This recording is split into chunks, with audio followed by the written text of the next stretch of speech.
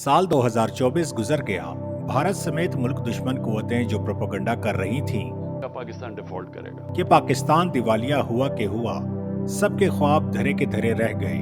जिस साल को पाकिस्तान के लिए खतरनाक करार दिया जा रहा था, वही साल पाकिस्तान की मईशत के लिए बेहतरीन साबित हुआ, जिसका सहरा वजीर आजम शहबाज शरीफ और जनरल आसिम मुनीर के सर जाता है। हुकूमत और रियासती इदारों की बेहतरीन हिकमत अमली ने आखिरी सांसें लेती मईशत को ऐसे ऊपर उठाया कि जहां भारतीय मीडिया की बोलती बंद हुई, वहीं हुकूमत की हरीफ जमात पीटीआई के बानी इमरान खान भी ये एतराफ करने पर मजबूर हो गए कि हुकूमत ने मईशत को संभाल लिया, मुल्क दिवालिया होने से बच गया।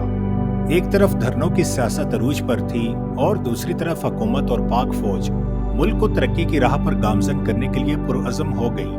सच तो ये है कि मुल्क को मुआशी तौर पर मजबूत करने के लिए रियासत एक वक्त में कई महाजों से नबर्द आजमा थी।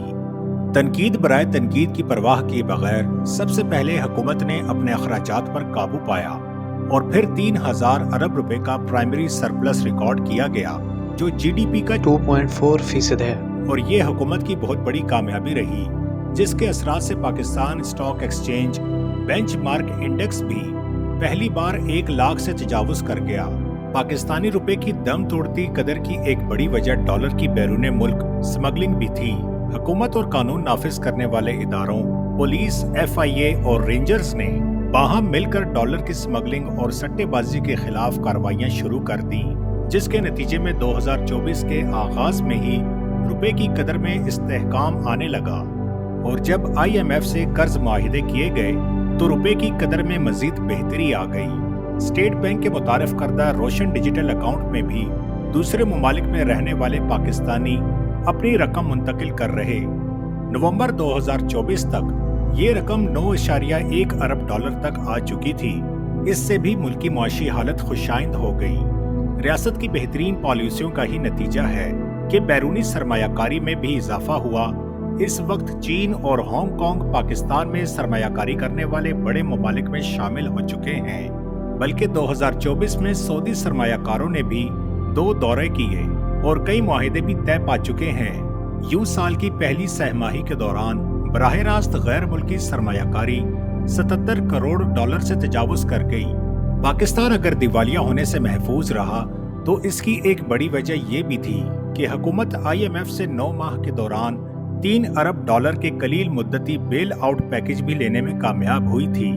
हुकूमत ने जहां दुश्मनों को हैरानगी के दरिया में गोते लगाने पर मजबूर किया, वहीं सियासी मुखालिफिन के बेजा इल्जामात को भी गलत साबित कर दिया। सियासी रस्साकशी में भी फील्ड हिस्पताल, मुफ्त अद्वियात, एयर एम्बुलेंस के मंसूबे कामयाबी से हमकिनार हुए। पाकिस्तान के सबसे बड़े जोहरी बिजली घर का भी इफ्तिताह किया गया, जिस पर 307 अरब डॉलर की लागत आएगी। और साल के आखिरी लम्हों में कौमी इक्तिसादी मंसूबा उड़ान पाकिस्तान का भी इफ्तिताह कर दिया गया, जिसके बारे में कहा जा रहा है कि इससे डिफॉल्ट रेट में 93% कमी होगी और 2-3 सालों में ही IMF का लिया गया कर्जा आखिरी कर्जा साबित होगा। हुकूमत की यही पॉलिसियां जारी रही तो बहुत जल्द पाकिस्तान से गुर्बत और बेरोजगारी के खात्मे के साथ खुशहाली का राज होगा।